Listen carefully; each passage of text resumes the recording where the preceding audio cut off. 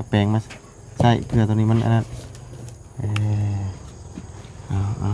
เนาะฮ้อนอบอ้าวพี่น้องเอ้ยมันบ่มีพัดลมเนาะบ่ฮ้อนบ่นอนตอนกลางคืน เขานอนมันนี่ นอนนี่บ่บ่ได้กลางมุ้งบ่อ้าวมุ้งบ่กัดบ่ ไม่ให้นอนนี่นะเขายังนอนมันนี่ บ่ได้อยู่มุ้งนำกันอีกเนาะยุงกัดได้นอนบ่กลางมุ้งมัน เขา ฮ้อน ผูกกันเกินนอนแล้วอยู่เนาะยุงกัดเนาะ อ้าวเนาะ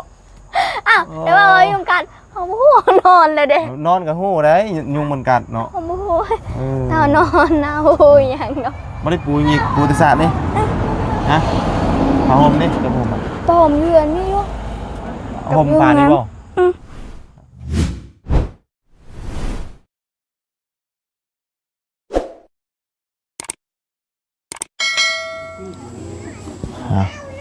สบายดีเด้อพี่น้องนะสบายดีตอนค่ำๆพี่น้องเอ้ยเนาะ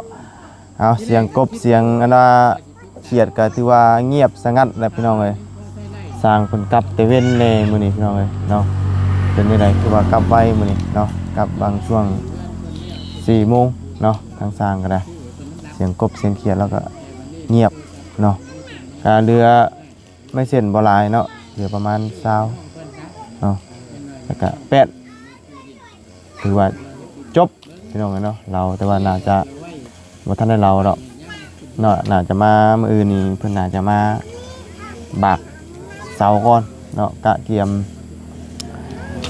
ห่างไว้เพราะว่ามื้ออื่นนี่ก็26แล้วเนาะ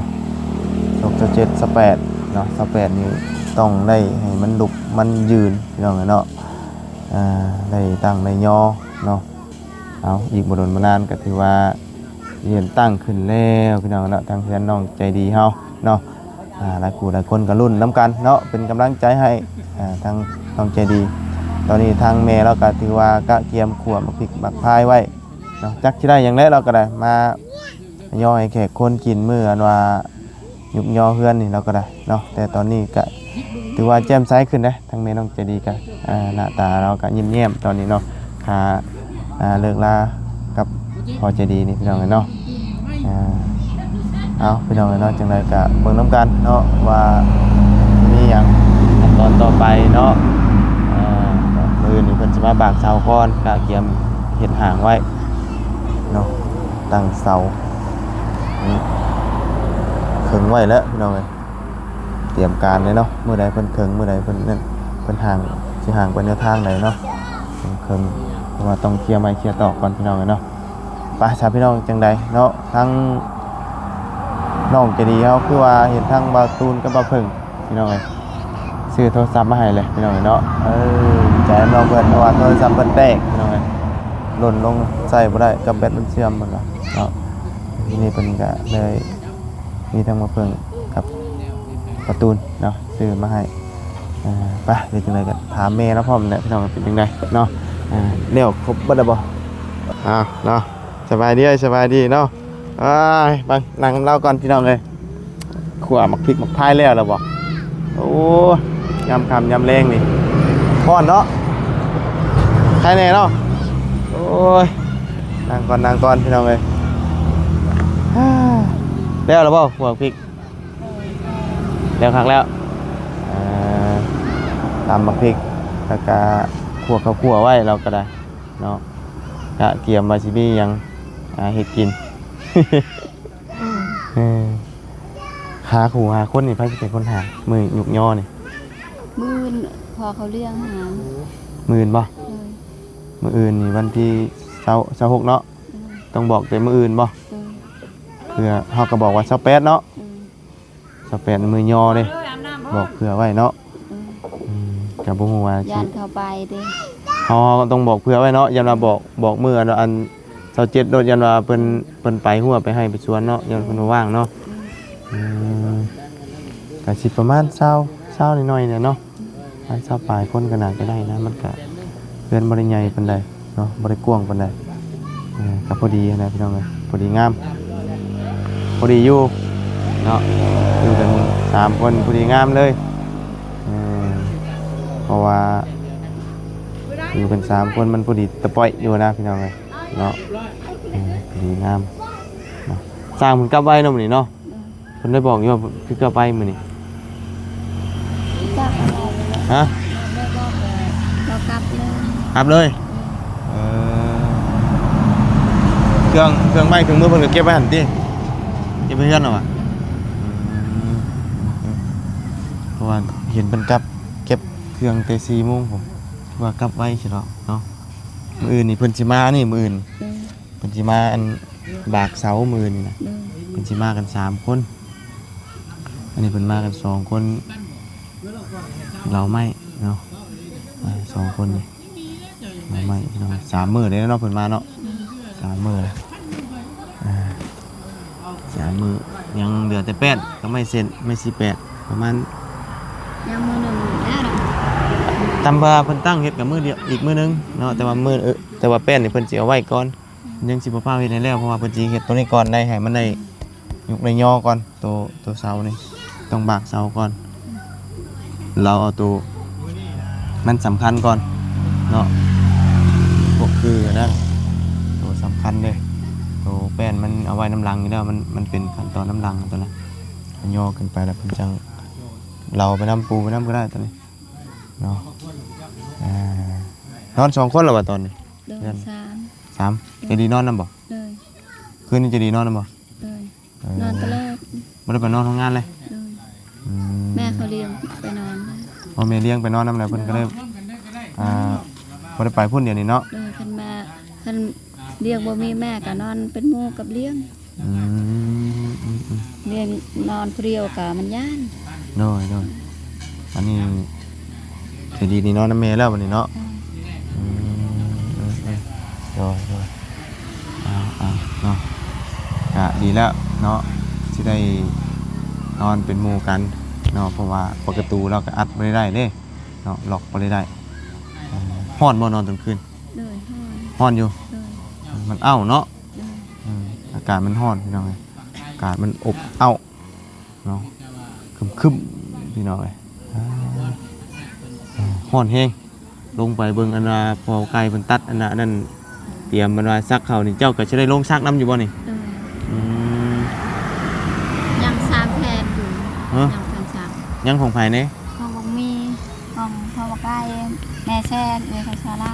อยู่ไสตัวอันอยู่นั่นอยู่ไสบ้านอยู่บ้านเลย บัญชี บ้านจะกี้เด้ เลยแผ่นหนึงแล้วยังแผ่นหนึง ยังเหลืออยู่บ้านจะกี้แล้วก็นี่เนาะแต่ว่าอันนี้นี่ก่อนบ่เดี๋ยวจังไปพุ่นเดี๋ยวจังมาพี่บ่ บ่ฮู้ บ่ฮู้เนาะแล้วแต่เพิ่นเนาะบัดเวลาเจ้าถอนมันนี่เพิ่นก็มาซอยบัดนี้เนาะ เอาแฮง เอาเฮงเนาะ นี่ล่ะซอยกัน ซอยกันพี่น้องกันเนาะเราก็ซอยกันซอยกันนั่นแหละมีหยังกันเนาะพี่น้องกันอยู่ร่วมกันยามค่ำยามแรงมากกับใครแน่อากาศก็ได้เนาะมันหักบ่มีลมเนาะเอ้ามันมีลมได้ ไม่ได้ไปชักโทรศัพท์ สั่งโทรศัพท์บ่โอ้ไฟเพิ่นยังบ่มาเนาะเดี๋ยวก็ได้มาไฟน่ะโอ้ถือว่าอยู่กัน4หลังเนาะ1ได้แล้ว2ได้แล้ว3ได้แล้วก็ยังเหลือหลังนี้บัดนี้เนาะถ้าว่าเรือนแล้วก็ยังบ่มีไฟนะเป็นทั้งเรือนใจดีบัดนี้เนาะเป็นบ่มีไฟเด้อบัดนี้เนาะอาเลียเนาะอาเลียบ่ชื่อแท้ๆชื่อหยังนะ เสื้อพิมพ์ ฮะ เท้าพิมพ์ เท่าพิมพ์เท่าพิมพ์กินข้าวแล้วบ่ หลายคนเอิ้นมันแหละก็ซื้อแหละ อันแรกเลย ทำหมดทยอด เลยซื้ออันแรกเลย มันขี้ได้แล้วก็ซื้อตั้งซื้อแล้ว เราก็บ่ได้ขี้ได้เนาะเอิ้นซื้อเล่นซื้อหยอกนะเพิ่นก็เลยเอิ้นอันแรกไปเลยเนาะอันแรกตู้อันแรก ชอบได้เอิ้นมันไอ้ถึงเอิ้นเลยได้ หนึ่งข้าวหนึ่งง่ำเนาะบ่หนึ่งแล้วเนาะแล้วข้าวนำกันนะเนาะเอาแต่ว่านอนนำกันกับลูกกับเต้ากันดี แล้วเนาะที่ได้ภูมิใจนี่เองเนี่ยเรากับบ้านนี้เนาะเห็นไหมเห็นตอกของตามาเราสิก็โอ้ดีใจเลยเนาะบ้านนี้ที่ได้อยู่แบบคนบ่หัวหน้าพลนะเนาะแล้วนี่มันขึ้นอยู่ด้วยนะนี่บ่ได้ เลยบ่ขึ้นเลยใดแบบนี้เลยเบิ่งข้าวแบบไปคำพาวซอดข้าวเลย โดยโอ้ทางนั้นก็ได้โทรศัพท์ใหม่บ่ เลย โอ้เนาะหักแล้วรุ่นไหนเด้เนาะ iPhone 17 Pro Max ไปจักอันนี้ตัวนี้ก็จะเป็นนม อยากกินนมบ่เอากินจะเบิ่งบ่าวไปก่อนซะเนาะไปหาทั้งใจดีก่อนโอ้พี่น้องเอ้ยคือว่าได้รับอันน่ะโทรศัพท์อันนี้17 Pro Max พี่น้องเนาะโอ้โหโตพี่น้องเอ้ยเนาะไฟเปิดได้ป่านี่เราว่านอนน้ำกัน3คนนอนกับใจดีเราบ้านนี้นอนน้ำแม่นะพี่น้องเอ้ยมาอันดีใจน้ำเพิ่นก่อนได้โทรศัพท์ใหม่พี่น้องเอ้ยนอนยิ้มเปื่อยบ้านนี้ฮะไม่ยังน่ะเทียมทงน้ำบ่นี่ไม่กันละยิ้มเปื่อยบ้านนี้ก็ยิ้มเนาะเนาะ17 Pro Max บ่ฮะเมียนบ่17 Pro Max โอ้มืดเนาะโอ้มืดจ้ะยาเนาะได้อีเนาะมืดกับบ่เป็นยังพี่น้องเอ้ยใช้คักบ่เล่นคักบ่คักอยู่บ่เบิ่งตั้งก่อนมึงตั้งก่อนเด้อฉันเด้อมาเบิ่งก่อนน้องเอ้ยปึ๊บโอ้กล่องตะปูว่านี่นะโอ้เอาไว้นี้นี่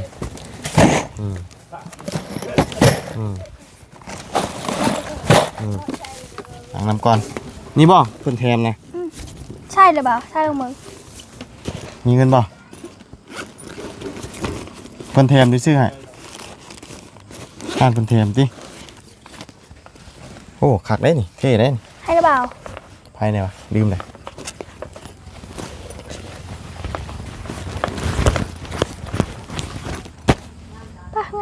งามบ่โอ้คักเลยนี่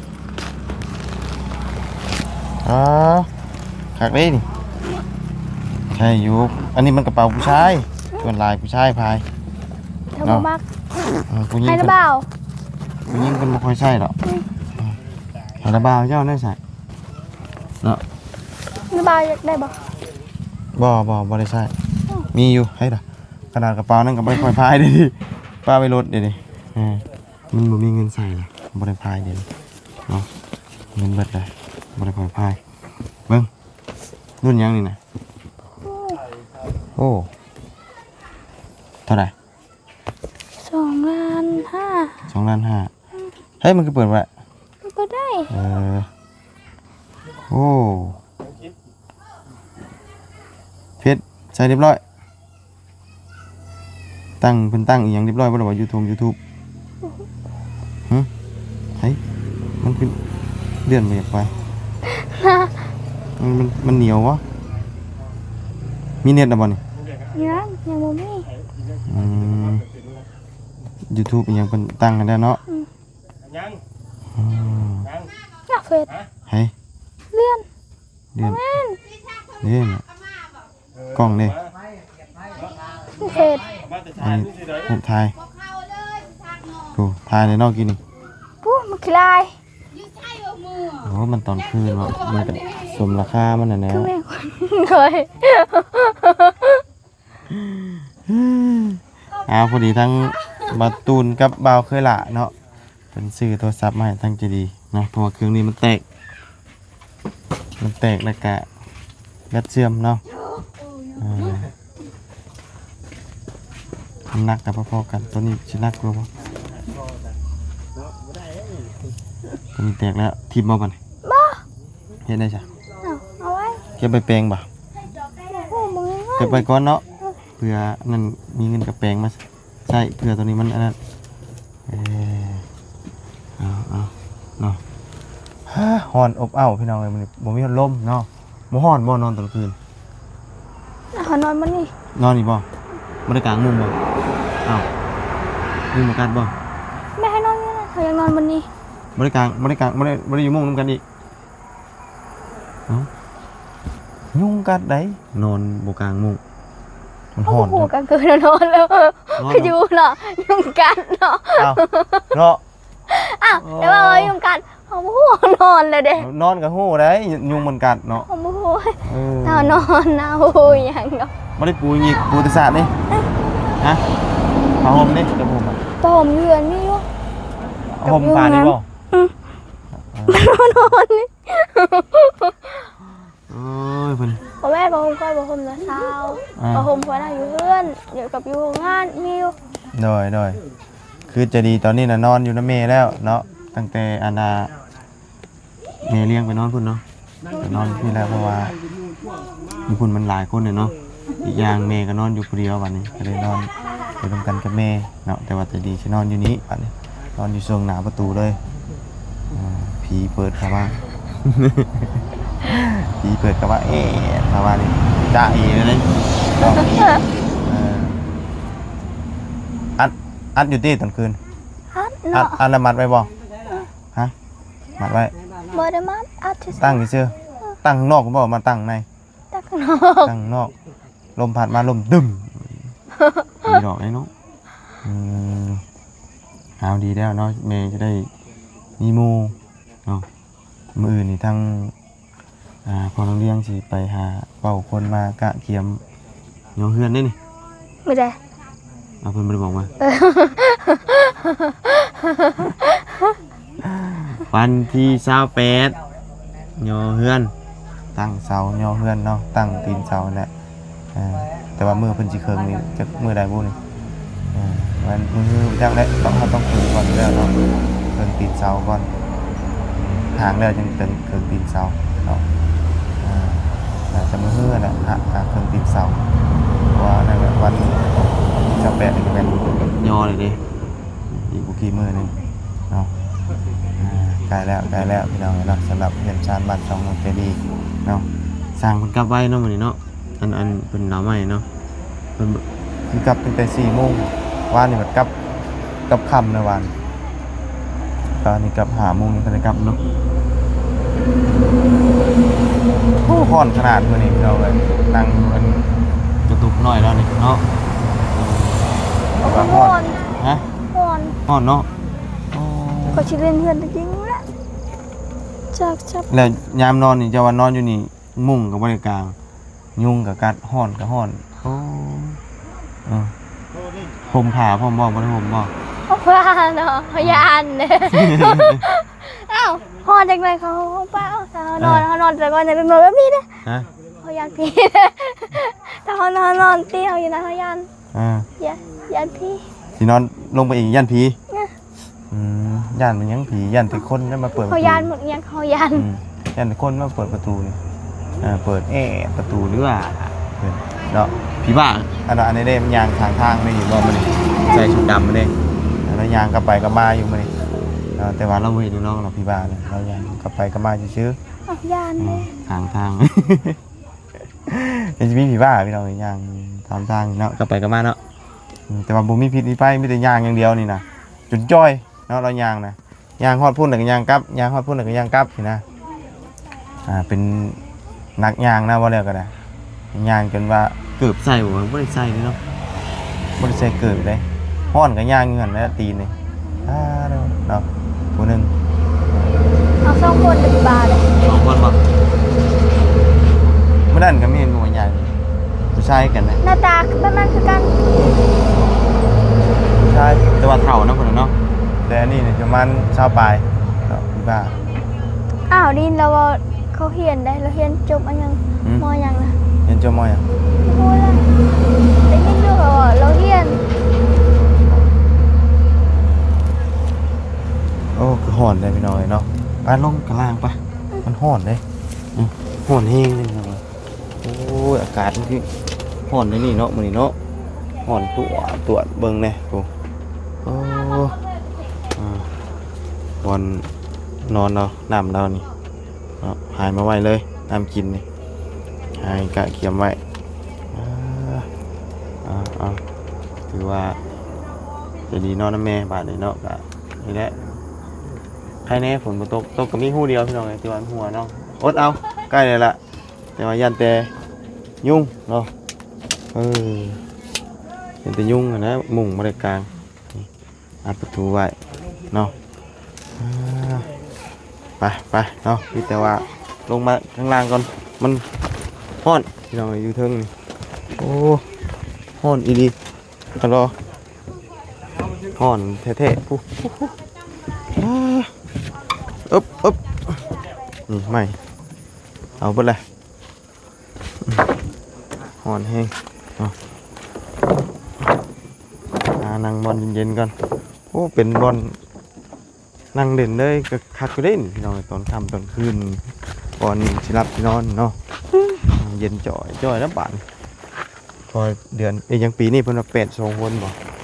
ฝนบ่ดีปานใดปีนี้นะมันบ่มีฝนสิตกแล้วก็แรงเนาะบ่ค่อยดีเพิ่นเอิ้น8-2คนเนาะเอาถือว่ามีโทรศัพท์ใช้ระบาดนี่เนาะดีใจแล้วล่ะสิได้พอได้เล่นเนาะ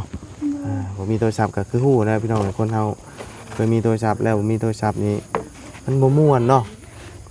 มันบ่ม่วนเด้เฮาบ่ได้กดเบิ่งหั่นเบิ่งนี่พอได้เบิ่งข่าวสารตอนนี้ก็ข่าวไอ้หยัง7คนติดอันธรรมน่ะก็โอ้เนาะพี่น้องเอ้ยถือว่ากำลังดุเดือดเนาะยังซอยบ่ทันได้อยู่ตัวนั้นเขาไปร่อนท้องบ่พี่น้องเนาะเบิ่งดูว่าบนก็ได้เนาะถือว่าอันตรายดีพี่น้องเนาะจังใดก็ให้ได้ออกมาไวเนาะถ้าฝนบ่ตกก็ใครอยู่ได้เนาะยังไม่เข้าปาก เนี่ย ยังไม่เข้าปาก ยังไง ยังไม่เข้าปากเอาใช่ว่าไปเซ็งมื้อได้ไปเซ็ง มื้ออื่น ฮะ ยันมื้ออื่น มื้ออื่นบ่มื้อเดียวบ่ ช่อง มื้ออื่นกับมื้อฮื้อบ่เซ็งแต่ตอนเช้าบ่หรือว่าตอนแรงนำ ผู้ยันตอนแรกกับตอนเช้า บ่ฮู้คือกันแต่ว่า2มื้อนี้คือจบเลยเป็นจบเลยปีนี้เนาะเป็นปีหน้ามานี่บ่แม่นปีหน้าเดือน9เนาะลืมไม่ได้ว่าผมก็เลยคิดว่าเรียนปีกับอันปี อันนี้เดือน9เปิดเทอม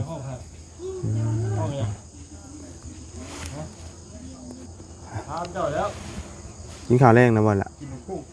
นั่ง ยังบ่ยังบ่ทันได้กินแม่เห็นแม่เจ้าพายติบข้าวมาพุ่นน่ะเราไปกินกันยังบ่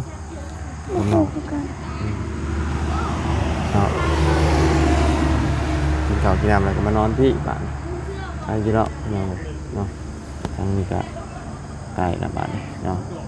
ไปสิได้ยอได้หยังแล้วก็โอ้ดีใจนำแหละเนาะบ่ได้อันน่ะ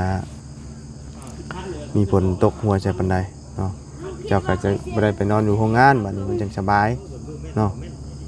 เอาหลังจากเพื่อนชาติแล้วก็จังว่ากันพี่น้องเนาะเรื่องพื้นเรื่องไฟสิมีเพิ่มเติมบ่บ่เพื่อนคนอื่นมีเบิดได้พี่น้องเอ้ย4หลังนี่มีเบิดเลยเนาะประมาณนั้นก็เดือดแต่เฮือนจะดีกันแล้วบ่มีไฟบาดแต่ว่ามันจะได้เฮือนในชาติเนาะโอ้ยังได้เสียงรถพี่น้องเอ้ยนอนเกินหิมทางนี่เนาะขณะนี้เป็นเวลา 7 โมงแล้วพี่น้องเอ้ยเนาะ7 โมงหรอ 7 โมงแล้วเบิ่งให้โทรศัพท์เพิ่นตั้งให้อยู่ เอาบ่ได้เบิ่ง แม่นบ่